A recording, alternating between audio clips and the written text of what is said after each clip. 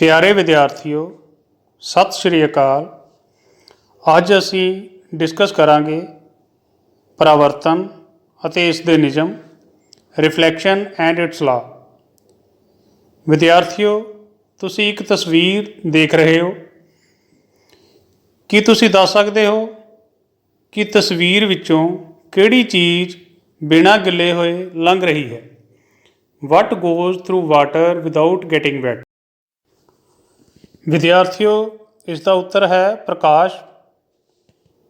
ਪ੍ਰਕਾਸ਼ ਊਰਜਾ ਦੀ ਉਹ ਕਿਸਮ ਹੈ ਜੋ ਸਾਡੇ ਅੰਦਰ ਦੇਖਣ ਦੀ ਸੰਵੇਦਨਾ ਪੈਦਾ ਕਰਦਾ ਹੈ।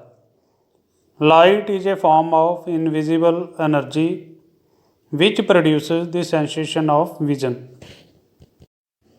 ਪਿਆਰੇ ਵਿਦਿਆਰਥੀਓ, ਇੱਥੇ ਹੀ ਇੱਕ ਗੱਲ ਸਮਝਣ ਵਾਲੀ ਹੈ ਕਿ ਪ੍ਰਕਾਸ਼ ਨੂੰ ਚੱਲਣ ਲਈ ਕਿਸੇ ਮਾਧਿਅਮ ਦੀ ਜ਼ਰੂਰਤ ਹੈ? ਇਸ ਦਾ ਉੱਤਰ ਹੈ ਨਹੀਂ।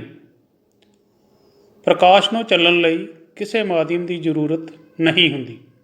Even it can travel in vacuum with a speed of 3 × 10⁸ metre per second. Ray and beam of light. Ray of light mean ਪ੍ਰਕਾਸ਼ ਕਿਰਨ। ਲਾਈਟ ਐਨਰਜੀ ਦੁਆਰਾ ਟਰਾਂਸਪੇਰੈਂਟ ਮੀਡੀਅਮ ਦੇ ਵਿੱਚ ਜੋ ਰਸਤਾ ਫੋਲੋ ਕੀਤਾ ਜਾਂਦਾ ਹੈ ਉਸ ਨੂੰ ਰੇ ਆਫ ਲਾਈਟ ਆਖਦੇ ਹਨ। ਰੇ ਆਫ ਲਾਈਟ ਨੂੰ ਇੱਕ ਸਟੇਟ ਲਾਈਨ ਦੇ ਨਾਲ ਰਿਪਰੈਜ਼ੈਂਟ ਕੀਤਾ ਜਾਂਦਾ ਹੈ ਜਿਸ ਦੇ ਉੱਪਰ arrow sign in the direction of ਪ੍ਰੋਪਗੇਸ਼ਨ of light ਮੀਨ ਜਿਸ ਦਿਸ਼ਾ ਵਿੱਚ ਪ੍ਰਕਾਸ਼ ਕਿਰਨ ਮੂਵ ਕਰ ਰਹੀ ਹੁੰਦੀ ਹੈ ਉਸ ਦਿਸ਼ਾ ਵਿੱਚ ਮਾਰਕ ਕੀਤਾ ਜਾਂਦਾ ਹੈ। ਸਮਾਨਾਂਤਰ ਪ੍ਰਕਾਸ਼ ਕਿਰਨਾਂ ਦੇ ਸਮੂਹ ਨੂੰ ਜੋ ਕਿਸੇ ਸੋਰਸ ਤੋਂ ਨਿਕਲ ਰਹੀਆਂ ਹੁੰਦੀਆਂ ਹਨ ਬੀਮਜ਼ ਆਫ ਲਾਈਟ ਆਖਦੇ ਹਾਂ। ਬੀਮਜ਼ ਆਫ ਲਾਈਟ। ਬੀਮਜ਼ ਆਫ ਲਾਈਟ 3 ਤਰ੍ਹਾਂ ਦੇ ਹੁੰਦੇ ਹਨ: ਪੈਰਲਲ ਬੀਮ, ਕਨਵਰਜੈਂਟ ਬੀਮ ਅਤੇ ਡਾਇਵਰਜੈਂਟ ਬੀਮ। ਪੈਰਲਲ ਬੀਮ, ਜਦੋਂ ਪ੍ਰਕਾਸ਼ ਕਿਰਨਾਂ ਕਿਸੇ ਪ੍ਰਕਾਸ਼ ਦੇ ਸੋਰਸ ਤੋਂ ਨਿਕਲ ਕੇ ਇੱਕ ਦੂਸਰੇ ਦੇ ਸਮਾਨਾਂਤਰ ਚੱਲਦੀਆਂ ਹਨ ਤਾਂ ਇਹੋ ਜਿਹੇ ਬੀਮ ਨੂੰ ਪੈਰਲਲ ਬੀਮ ਆਖਿਆ ਜਾਂਦਾ ਹੈ। ਕਨਵਰਜੈਂਟ ਬੀਮ, ਜਦੋਂ ਪ੍ਰਕਾਸ਼ ਕਿਰਨਾਂ ਆਫਟਰ ਰਿਫਲੈਕਸ਼ਨ ਔਰ ਰੀਫਰੈਕਸ਼ਨ ਭਾਵ ਪਰਾਵਰਤਨ ਅਤੇ ਅਪਵਰਤਨ ਤੋਂ ਬਾਅਦ ਕਿਸੇ ਸਿੰਗਲ ਪੁਆਇੰਟ 'ਤੇ ਆ ਕੇ ਮੀਟ ਕਰਦੀਆਂ ਹਨ ਤਾਂ ਉਸ ਪੁਆਇੰਟ ਨੂੰ ਫੋਕਸ ਦਾ ਨਾਮ ਦਿੱਤਾ ਜਾਂਦਾ ਹੈ। ਤਾਂ ਜੋ ਬੀਮ ਬਣਦਾ ਹੈ ਉਸ ਨੂੰ ਕਨਵਰਜੈਂਟ ਬੀਮ ਆਖਿਆ ਜਾਂਦਾ ਹੈ। ਡਾਇਵਰਜੈਂਟ ਬੀਮ, ਜਦੋਂ ਲਾਈਟ ਰੇਜ਼ ਭਾਵ ਪ੍ਰਕਾਸ਼ ਕਿਰਨਾਂ ਕਿਸੇ ਪੁਆਇੰਟ ਸੋਰਸ ਤੋਂ ਨਿਕਲ ਕੇ ਸਾਰੀ ਹੀ ਡਾਇਰੈਕਸ਼ਨ ਦੇ ਵਿੱਚ ਵਿਦ ਟਾਈਮ ਟਰੈਵਲ ਕਰਦੀਆਂ ਹਨ ਤਾਂ ਇਹੋ ਜਿਹੇ ਬੀਮ ਨੂੰ ਡਾਇਵਰਜੈਂਟ ਬੀਮ ਦਾ ਨਾਮ ਦਿੱਤਾ ਜਾਂਦਾ ਹੈ। ਪਿਆਰੇ ਵਿਦਿਆਰਥੀਓ, ਪ੍ਰਕਾਸ਼ ਦੇ ਪਰਿਵਰਤਨ ਦੇ ਕਨਸੈਪਟ ਨੂੰ ਸਮਝਣ ਦੀ ਕੋਸ਼ਿਸ਼ ਕਰਦੇ ਹਾਂ। ਅਸੀਂ ਸਲਾਈਡ ਵਿਚਲੇ ਚਿੱਤਰ ਤੋਂ ਦੇਖ ਪਾ ਰਹੇ ਹਾਂ ਕਿ ਸੂਰਜ ਤੋਂ ਇੱਕ ਪ੍ਰਕਾਸ਼ ਦੀ ਕਿਰਨ ਦਰਪਣ ਦੀ ਪਰਿਵਰਤਿਤ ਸਤ੍ਹਾ ਉੱਪਰ ਟਕਰਾ ਕੇ ਵਾਪਸ ਉਸੇ ਹੀ ਮਾਧਿਅਮ ਦੇ ਵਿੱਚ ਚਲੀ ਜਾਂਦੀ ਹੈ। ਰੋਸ਼ਨੀ ਦੀ ਕਿਰਨ ਦਾ ਜਿਸ ਮਾਧਿਅਮ ਵਿੱਚੋਂ ਉਹ ਆ ਰਹੀ ਸੀ ਉਸੇ ਹੀ ਮਾਧਿਅਮ ਵਿੱਚ ਦਰਪਣ ਦੀ ਸਤ੍ਹਾ ਤੋਂ ਟਕਰਾ ਕੇ ਮੁੜ ਜਾਣਾ ਪਰਾਵਰਤਨ ਕਹਿਲਾਉਂਦਾ ਹੈ। ਪਰਾਵਰਤਨ ਨੂੰ ਸਮਝਣ ਲਈ ਸਾਨੂੰ ਕੁਝ ਟਰਮ ਜਿਹੜੀਆਂ ਉਹ ਸਮਝਣੀਆਂ ਪੈਣਗੀਆਂ। ਫਸਟ ਵਨ, ਆਪਤਿਤ ਕਿਰਨ, ਪਰਾਵਰਤਿਤ ਕਿਰਨ, ਲੰਬ, ਆਪਤਨ ਕੋਣ ਅਤੇ ਪਰਾਵਰਤਨ ਕੋਣ।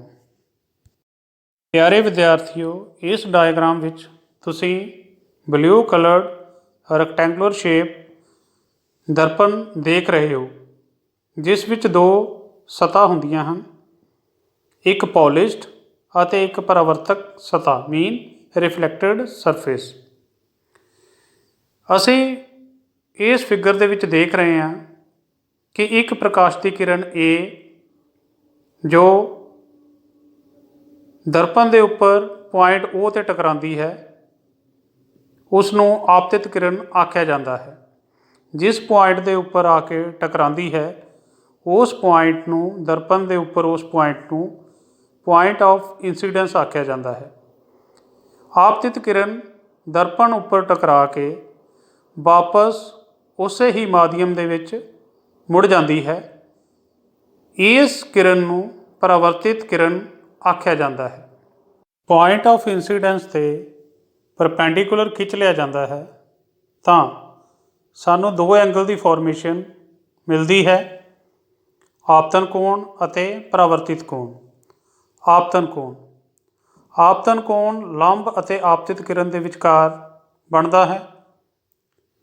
ਪਰਾਵਰਤਿਤ ਕੋਣ ਲੰਬ ਅਤੇ ਪਰਾਵਰਤਿਤ ਕਿਰਨ ਦੇ ਵਿਚਕਾਰ ਬਣਦਾ ਹੈ। ਆਪਤਨ ਕੋਣ ਹਮੇਸ਼ਾ ਹੀ ਪਰਾਵਰਤਿਤ ਕੋਣ ਦੇ ਬਰਾਬਰ ਹੁੰਦਾ ਹੈ। ਲਾਜ਼ ਆਫ ਰਿਫਲੈਕਸ਼ਨ। ਬੱਚਿਓ, ਪਰਾਵਰਤਨ ਦੇ ਨਿਯਮਾਂ ਬਾਰੇ ਸਿੱਖਦੇ ਹਾਂ। ਪਰਾਵਰਤਨ ਦੇ ਦੋ ਨਿਯਮ ਹੁੰਦੇ ਹਨ। ਪਹਿਲਾ ਨਿਯਮ, ਆਪਤਿਤ ਕਿਰਨ, ਪਰਾਵਰਤਿਤ ਕਿਰਨ ਅਤੇ ਦਰਪਣ ਦੇ ਆਪਤਨ ਬਿੰਦੂ ਉੱਤੇ ਲੰਬ ਸਾਰੇ ਹੀ ਇੱਕ ਤਲ ਵਿੱਚ ਮੌਜੂਦ ਹੁੰਦੇ ਹਨ। ਇਹ ਆਪਣਾ ਤਲ ਚੇਂਜ ਨਹੀਂ ਕਰਦੇ। ਅਤੇ ਦੂਸਰਾ ਨਿਯਮ, ਆਪਤਨ ਕੋਣ ਹਮੇਸ਼ਾ ਹੀ ਪਰਾਵਰਤਨ ਕੋਣ ਦੇ ਬਰਾਬਰ ਹੁੰਦਾ ਹੈ। ਸਪੋਜ਼ ਕਰ ਲਓ ਕਿ ਜੇ ਸਾਡਾ ਐਂਗਲ ਆਫ ਇੰਸੀਡੈਂਸ 45 ਡਿਗਰੀ ਹੈ ਤਾਂ ਐਂਗਲ ਆਫ ਰਿਫਲੈਕਸ਼ਨ ਵੀ 45 ਡਿਗਰੀ ਹੋਏਗਾ। ਐਂਗਲ ਆਫ ਇੰਸੀਡੈਂਸ ਹਮੇਸ਼ਾ ਹੀ ਐਂਗਲ ਆਫ ਰਿਫਲੈਕਸ਼ਨ ਦੇ ਬਰਾਬਰ ਹੁੰਦਾ ਹੈ। ਹੁਣ ਅਸੀਂ ਪਰਾਵਰਤਨ ਦੇ ਨਿਯਮਾਂ ਨੂੰ ਪ੍ਰੈਕਟੀਕਲੀ ਡਿਮੋਨਸਟ੍ਰੇਟ ਕਰਨ ਜਾ ਰਹੇ ਹਾਂ। ਪ੍ਰੈਕਟੀਕਲੀ ਡਿਮੋਨਸਟ੍ਰੇਟ ਕਰਨ ਲਈ ਜੋ ਸਾਨੂੰ ਲੋੜੀਂਦਾ ਸਮਾਨ ਚਾਹੀਦਾ ਹੈ ਉਹ ਹੈ ਪ੍ਰੋਟੈਕਟਰ, ਲੇਜ਼ਰ, ਦਰਪਣ, ਸਟੇਸ਼ਨਰੀ ਅਤੇ ਵਾਈਟ ਸਕਰੀਨ, ਜੋ ਵਾਈਟ ਬੋਰਡ ਵੀ ਹੋ ਸਕਦਾ ਹੈ। ਇਹਨਾਂ ਆਪਰੇਟਰਸ ਦੀ ਮਦਦ ਦੇ ਨਾਲ ਅਸੀਂ ਲਾਜ਼ ਆਫ ਰਿਫਲੈਕਸ਼ਨ ਜੋ ਦੋ ਨੇ ਉਹਨਾਂ ਨੂੰ ਆਪਾਂ ਪ੍ਰੈਕਟੀਕਲੀ ਡਿਮੋਨਸਟ੍ਰੇਟ ਕਰਦੇ ਹਾਂ। ਸਭ ਤੋਂ ਪਹਿਲਾਂ ਪ੍ਰੋਟੈਕਟਰ ਨੂੰ ਵਾਈਟ ਸਕਰੀਨ ਜਾਂ ਬੋਰਡ 'ਤੇ ਫੈਵੀਕੋਲ ਦੀ ਹੈਲਪ ਨਾਲ ਚਿਪਕਾ ਦਿੱਤਾ ਜਾਂਦਾ ਹੈ ਅਤੇ ਮਿਰਰ ਨੂੰ ਦਰਸਾਈ ਗਈ ਪੋਜੀਸ਼ਨ ਵਿੱਚ ਮੀਨ ਵਾਈਟ ਸਕਰੀਨ ਦੇ ਪਰਪੈਂਡੀਕੂਲਰ ਰੱਖਿਆ ਜਾਂਦਾ ਹੈ। ਇਸ ਤੋਂ ਬਾਅਦ ਪ੍ਰੋਟੈਕਟਰ 'ਤੇ ਦਰਸਾਏ ਗਏ ਐਂਗਲਸ ਵਿੱਚੋਂ ਕਿਸੇ ਇੱਕ ਐਂਗਲ ਦੇ ਉੱਪਰ ਲੇਜ਼ਰ ਲਾਈਟ ਨੂੰ ਇੰਸੀਡੈਂਟ ਕਰਵਾਇਆ ਜਾਂਦਾ ਹੈ। ਅਸੀਂ ਦੇਖਦੇ ਹਾਂ ਕਿ ਜਦੋਂ ਲੇਜ਼ਰ ਲਾਈਟ ਐਂਗਲਸ ਤੋਂ ਹੁੰਦੇ ਹੋਏ ਪੁਆਇੰਟ ਆਫ ਇੰਸੀਡੈਂਟ 'ਤੇ ਟਕਰਾਉਂਦੀ ਹੈ ਤਾਂ ਉਸੇ ਹੀ ਐਂਗਲ 'ਤੇ ਉਹ ਵਾਪਸ ਮੁੜ ਜਾਂਦੀ ਹੈ। ਇਮੇਜ ਵਿੱਚ ਤੁਸੀਂ ਦੇਖ ਪਾ ਰਹੇ ਹੋ ਕਿ ਐਂਗਲ ਆਫ ਇੰਸੀਡੈਂਸ ਜੇ 50 ਡਿਗਰੀ ਹੈ ਤਾਂ ਐਂਗਲ ਆਫ ਰਿਫਲੈਕਸ਼ਨ ਵੀ 50 ਡਿਗਰੀ ਹੀ ਹੁੰਦਾ ਹੈ। ਵੀਡੀਓ ਵਿੱਚ ਅਸੀਂ ਦੇਖ ਪਾ ਰਹੇ ਹਾਂ ਕਿ ਇੰਸੀਡੈਂਟ ਰੇ 30 ਡਿਗਰੀ ਐਂਗਲ ਦੇ ਉੱਪਰ ਪੁਆਇੰਟ ਆਫ ਇੰਸੀਡੈਂਟ 'ਤੇ ਫਾਲ ਕਰ ਰਹੀ ਹੈ ਤਾਂ ਐਂਗਲ ਆਫ ਰਿਫਲੈਕਸ਼ਨ ਵੀ ਸਾਡਾ 30 ਡਿਗਰੀ ਹੀ ਹੈ।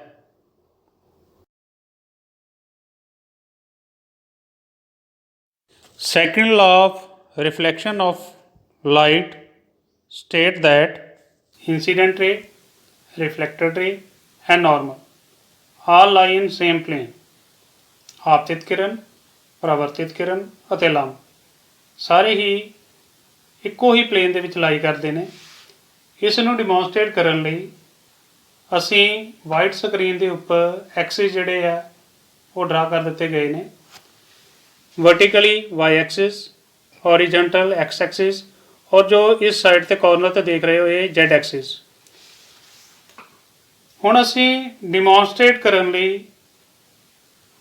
वाइट स्क्रीन की एक साइड तो रैड लेजर मिरर के उपर फॉल करांगे अते वाइट स्क्रीन के उपर जो भी तुसीं देखोगे that would be reflection. Video which असीं देख पा रहे हाँ कि रिफ्लैक्टेड रे, इंसीडेंट रे दोनों ही वाई एक्सिस के उपर लाई कर रही ने।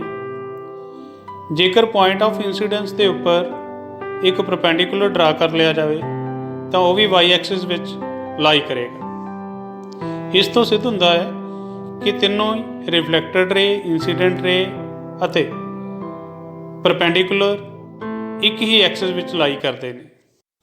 ਪਿਆਰੇ ਵਿਦਿਆਰਥੀਓ, ਕਈ ਵਾਰ ਐਗਜ਼ਾਮ ਵਿੱਚ ਇਹ ਪ੍ਰਸ਼ਨ ਪੁੱਛ ਲਿਆ ਜਾਂਦਾ ਹੈ ਕਿ why silver is the best reflector of light.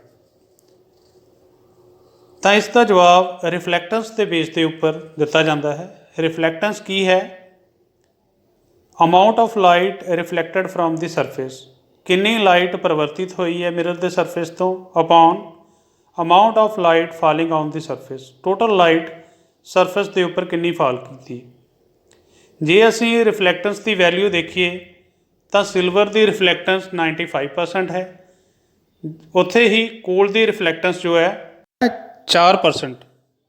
ਇਸ ਤਰ੍ਹਾਂ ਅਸੀਂ ਇਹ ਕਹਿ ਸਕਦੇ ਹਾਂ ਕਿ silver is the best reflector of the light. ਦੂਸਰਾ ਪ੍ਰਸ਼ਨ ਇਹ ਪੁੱਛਿਆ ਜਾ ਸਕਦਾ ਹੈ ਕਿ ਜਦੋਂ ਪ੍ਰਕਾਸ਼ ਦੀ ਕਿਰਨ ਮਿਰਰ ਦੇ ਉੱਪਰ 90 ਡਿਗਰੀ ਐਂਗਲ ਭਾਵ ਨੋਰਮਲੀ ਸਟਰਾਈਕ ਕਰਦੀ ਹੈ ਤਾਂ ਕੀ ਹੁੰਦਾ ਹੈ? ਕੀ ਰਿਫਲੈਕਸ਼ਨ ਹੁੰਦੀ ਹੈ, ਪਰਾਵਰਤਨ ਹੁੰਦਾ ਹੈ? ਤਾਂ ਅਸੀਂ ਕਹਿ ਸਕਦੇ ਹਾਂ ਕਿ ਨਹੀਂ। ਕਿਉਂ? ਕਿਉਂਕਿ ਜਦੋਂ ਨੋਰਮਲੀ ਸਟਰਾਈਕ ਕਰਦੀ ਹੈ ਤਾਂ ਉਸ ਵੇਲੇ ਐਂਗਲ ਆਫ ਇੰਸੀਡੈਂਸ 0 ਹੁੰਦਾ ਹੈ ਅਤੇ according to law of reflection if angle of incidence is 0 obviously angle of reflection would be 0। ਇਸ ਕਰਕੇ ਅਸੀਂ ਕਹਿ ਸਕਦੇ ਹਾਂ ਕਿ ਉਸ ਵੇਲੇ ray of light it will retrace its path, ਜਿਸ ਰਸਤੇ 'ਤੇ ਉਹ ਆਉਂਦੀ ਹੈ, ਇੰਸੀਡੈਂਟ ਕਰਦੀ ਹੈ, ਉਸੇ ਰਸਤੇ 'ਤੇ ਹੀ ਪ੍ਰਕਾਸ਼ ਦੀ ਕਿਰਨ ਵਾਪਸ ਮੁੜ ਜਾਂਦੀ ਹੈ।